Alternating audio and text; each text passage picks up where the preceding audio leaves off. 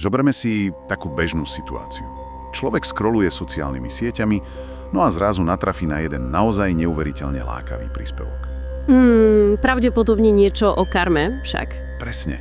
Vraj existuje jeden špecifický deň v roku, takzvaný miliónový deň. No a v tento deň sa vraj všetky naše činy, tie dobré aj zlé, násobia presne 1 000 000 krát. Hej, toto je na internete obrovský hit. Znie to takmer ako taký nejaký kozmický cheat code. Kozmický cheat code, presne. Ako magická rovnica. Človek si povie, že wow, za 24 hodín si vybudujem duchovné zásluhy na 3 životy dopredu. Lenže skôr než si všetci začneme masovo plánovať nejakú charitu do diára presne na tento jeden dátum, poďme si to rozmeniť na drobné.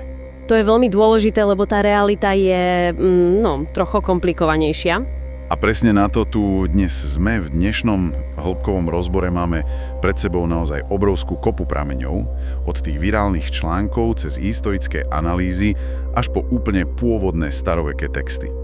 Hej, a našou misiou nie je ponúknuť nejakú ďalšiu ezoterickú skratku.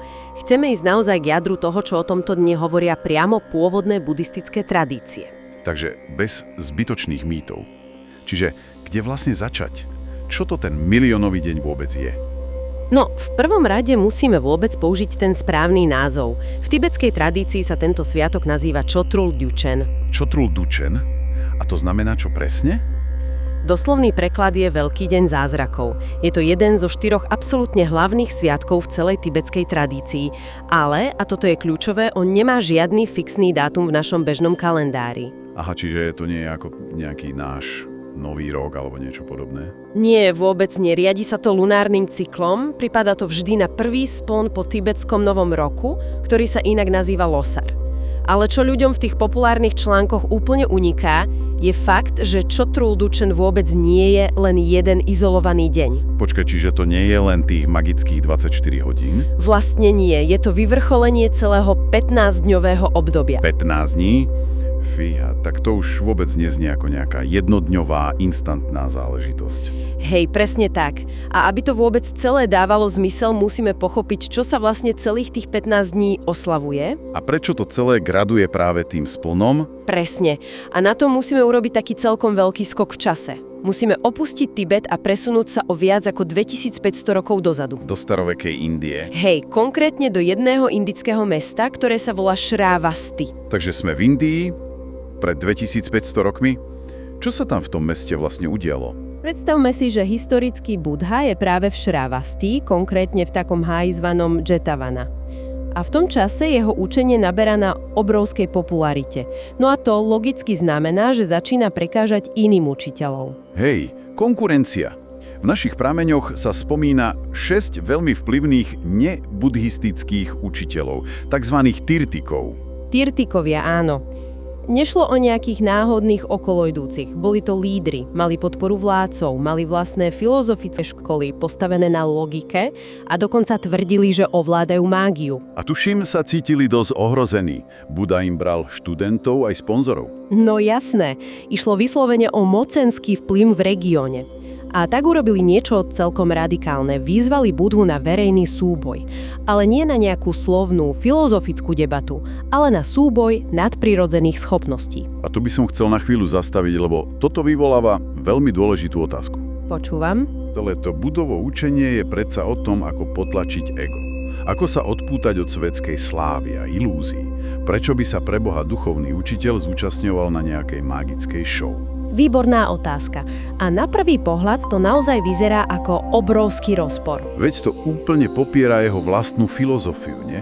Mne to prípada, ako by sa nechal proste vyprovokovať. No, presne toto riešia aj samotné staroveké texty. Napríklad taká Múla Sarvastivada Vinaya. To je text, ktorý obsahuje prísne mníšske pravidlá. A tam sa vyslovene píše, že Buddha svojim mníchom prísne zakazoval ukazovať akékoľvek nadprirodzené sily. Čiže mali vyslovene zákaz predvádzať sa. Presne. Malo to pravidlo, že cnosti majú byť skryté, pretože ukazovanie síl iba krmí ego. Preto on na začiatku túto výzvu na súboj odmietol. Niekoľkokrát po sebe. Aha, takže to nebolo tak, že by hneď skočil do ringu. Vôbec nie. Súhlasil až po tom, čo ho o to opakovane žiadal samotný kráľ, a to výlučne z jedného konkrétneho dôvodu. Ten dôvod sa v buddhizme označuje pojmom upaja. Upája, to sa tuším zvykne prekladať ako dovedný prostriedok? Dovedný prostriedok, hej. To v praxi znamená, že učiteľ sa neopiera o nejaké rigidné, pevné poučky, ale prispôsobí sa presne tomu, čo jeho publikum v tej chvíli mentálne zvládne. Čiže urobí to, čo funguje na daných ľudí. Presne tak. Tí ľudia v Šravasti, ten Dau a Tyrtikovia boli v tom čase natoľko pohltení vizuálnymi efektami a vierou v mágiu, že na nejakú tichú meditáciu by vôbec nereagovali. Boli by z toho zmetení. Jasné, ako by potrebovali dostať šok, aby sa prebrali. Hej, dalo by sa povedať, že išlo o šokovú terapiu. Cieľom vôbec nebolo nejaké osobné víťazstvo nad tými učiteľmi, nešlo o ego. Zázraky tu fungovali ako čisto praktický nástroj na to, aby im úplne rozbili ich nesprávne chápanie reality. A keď čítame tie texty, no, tá šoková terapia bola doslova gigantická. Bolo to obrovské. Čítal som, že hneď v ten prvý deň zobral obyčajné špáradlo, zapislol ho do zeme a okamžite z neho vyrastol obrovský strom, z ktorého padali drahokamy. To je predsa úplne šialené. A to bol len prvý deň z 15. Každý ďalší deň to naberalo na obrovskej intenzite. Vytváral z ničoho jazera, rôzne hory zo vzácnych kameľov. Obyčajné prekonávanie fyziky v priamom prenose. Tí druhí učitelia sa zrejme chytali za hlavy. Hej, tí Tartíkovia to okolo 8. dňa úplne vzdali a odišli. Boli bez šance. Ale celá táto séria pokračovala až do 15. dňa. A vtedy prišlo vyvrcholenie, ktorému sa hovorí dvojitý zázrak. Dvojitý zázrak z mesta Šrávasti, to je veľmi známy motív v celom azijskom umení. V páli sa to volá Yamaka Patihária. Tihária. No a tie vizuálne popisy sú tam neuveriteľné. Buddha vraj vstúpil do meditácie a vzniesol sa do vzduchu. A naraz z hornej polovice tela mu šľahali plamene a z dolnej prúdila voda. A potom sa to celé vymenilo. Hej, voda z vrchu, oheň zo spodu, neskutočné divadlo. Potom vytvoril svoje vlastné kópie sediace na lotosoch, ktoré siahali až niekam do neba. Je to vizuálne ohromujúce, to určite. Lenže, a toto je nesmierne dôležité, treba tu vidieť aj tú symboliku. Oheň tam reprezentuje múdrosť, kým voda symbolizuje súcit. A to, že ich dokázal zjednotiť v rovnakom čase, ukazuje na absolútnu mentálnu rovnováhu. Čiže to nebola len taká prázdna laserová show. Vôbec nie. Mne sa inak veľmi páči jedno prirovnanie, o ktorom sme sa rozprávali predtým s tým filmom. Skús to spomenúť. Áno, hej. Mne to totiž celé pripomína takú situáciu, ako by superili dvaja filmoví režiséri. Tí prví režiséri sa snažia do filmu natlačiť čo najviac výbuchov a špeciálnych CGI efektov, len aby ukázali, aký majú obrovský rozpočet a akí sú machri. A chcú len ohúriť. Presne, ale potom príde Buddha ako ten druhý režisér a on urobí tiež brutálne efekty. Ten oheň a vodu. Posadí všetkých úplne do sedačiek, ale tá pointa jeho filmu vôbec nie je v tých výbuchoch.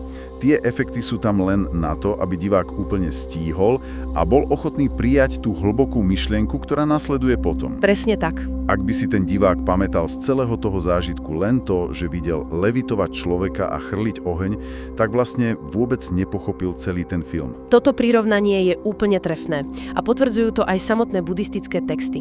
V buddhizme sa totiž zázraky delia do 3 prísnych kategórií. Aké sú to? Prvá kategória sú tie fyzické nadprirodzené javy. Levitácia, prechádzanie cez steny, vytváranie vody, to, o čom sa teraz bavíme. Čiže tie efekty. A druhá? Druhá kategória je zázrak čítania mysle, schopnosť vidieť do vedomia iných bytostí. Ale vieš, čo je na tom najzaujímavejšie? Čo? Že prvé 2 kategórie texty síce uznávajú, že existujú, ale zároveň pred nimi veľmi varujú. Pretože sami o sebe neriešia tú hlavnú vec. Neriešia utrpenie ani našu nevedomosť a dajú sa ľahko zneužiť. Takže zostáva tá tretia kategória? Zázrak učenia, alebo inak povedané zázrak transformácie mysle. Toto Buddha považoval za ten najvyšší možný zázrak. Vôbec ho nezaujímalo, či niekto dokáže lietať, ak je ten človek stále ovládaný hnevom alebo vlastnou pýchou. Jasné, z toho nevyplýva žiadny duchovný posun. Najvyšším zázrakom nie je prekonanie gravitácie. Je to ten obyčajný, neviditeľný moment, kedy sa bytosť konečne prestane správať ako automat. kedy prestane reagovať na základe nejakých toxických emócií a začne vidieť realitu presne takú, aká bez akéhokoľvek skreslenia je. Takže tá pointa v meste Šravesti vôbec nebola o tom, že porazil tých ostatných učiteľov. Nie, tá najväčšia udalosť sa stala v mysliach tých stoviek tisíc ľudí, ktorí sa tam pozerali. To vizuálne divadlo ich vlastne prebralo z ilúzií a umožnilo im prijať ten zázrak učenia. Je naozaj fascinujúce, keď si to človek dá do tohoto kontextu. Ale poďme sa teraz posunúť z tých starovekej Indie. Ako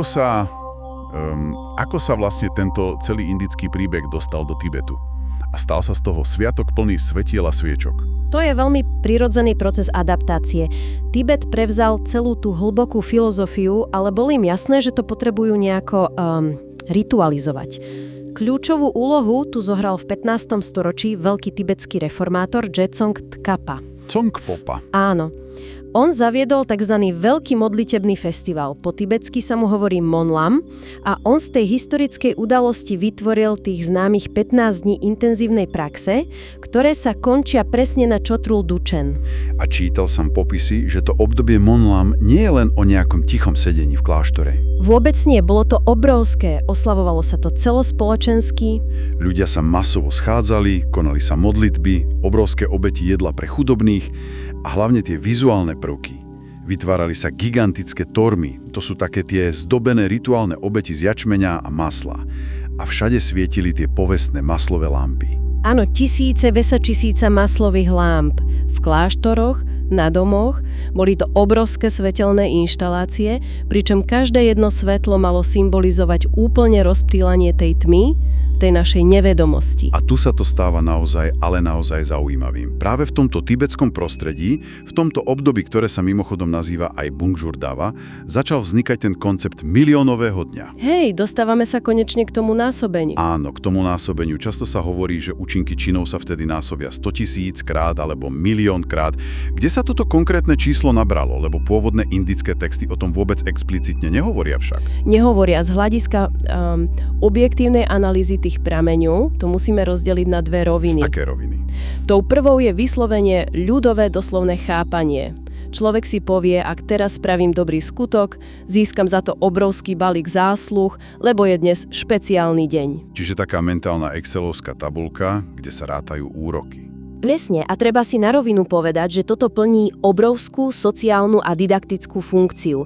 Ak celá spoločnosť verí, že v týchto 15 dní sa všetko násobí, tak logicky sa všetci snažia byť tou najlepšou verziou samého seba. Jasné, je to skvelá motivácia pre masy ľudí, aby robili dobro. Lenže tu prichádza tá druhá rovina. Tá hlbšia, filozofická, lebo starí učenci nevnímali toto násobenie ako nejaký fyzikálny zákon vesmíru, kde mesiac vstúpi do nejakej fázy a zrazu sa všetko násobí. A ako to teda chápali oni? Aký to má ten hĺbší zmysel? Ten zmysel tkvie v extrémnom, ale skutočne extrémnom zvýšení pozornosti a uvedomenia. Predstav si, že celá komunita, úplne každý na 15 dní zastaví ten svetský zhon a všetku svoju energiu sústredí len na etické správanie. Ak jednáš s takou obrovskou 100% bdelosťou, dopad toho tvojho konania je prirodzene neporovnateľne väčší. Čiže ak to dobre chápem, ten násobič nie je v tom dátume.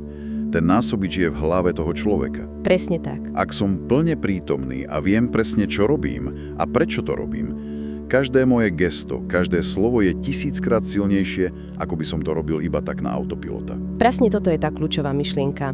V buddhizme totiž nie je dôležitý len ten čin samotný, ale tá intencia za ním. Ak zapáliš sviečku, ale myslíš pritom na to, čo si dáš na večeru, účinok je minimálny.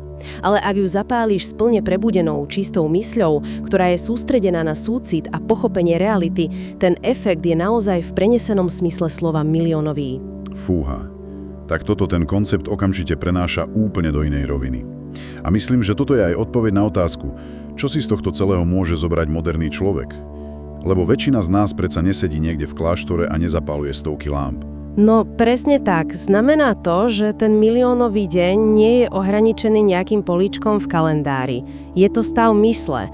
Keď si plne tu a teraz, tak každá tvoja drobná akcia naberá obrovský vplyv. A tu mi úplne napadá paralela s takým tým efektom motýlých krídel.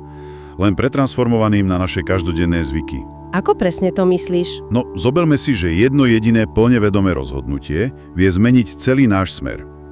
Napríklad prídem domov, som v hroznom strese, z práce, chcem na niekoho vyletieť, ale na tú jednu sekundu sa zastavím, uvedomím si to a namiesto kríku zostanem ticho alebo reagujem pokojne. To jednovedomé rozhodnutie dokáže presmerovať celú dynamiku večera a z dlhodobého hľadiska uchrániť ten vzťah. A to isté platí aj naopak, keď konáš nevedome. Hej. Jeden zdánlivo nevinný, nejaký nevedomý zlozvyk, keď ho opakuješ, sa začne potichu násobiť a po pár rokov ti môže úplne drasticky zhoršiť kvalitu života. Ten násobiaci efekt tam skrátka funguje tak či tak. Presne toto je ono. Ten násobiaci princíp vlastne nikdy nespí. Je to len zákon príčiny a následku. Karma. A jediné, čo my máme vo svojich rukách, je práve tá naša pozornosť. Čiže celé to spomínanie si na tie udalosti v Indii vôbec nie je o mágii.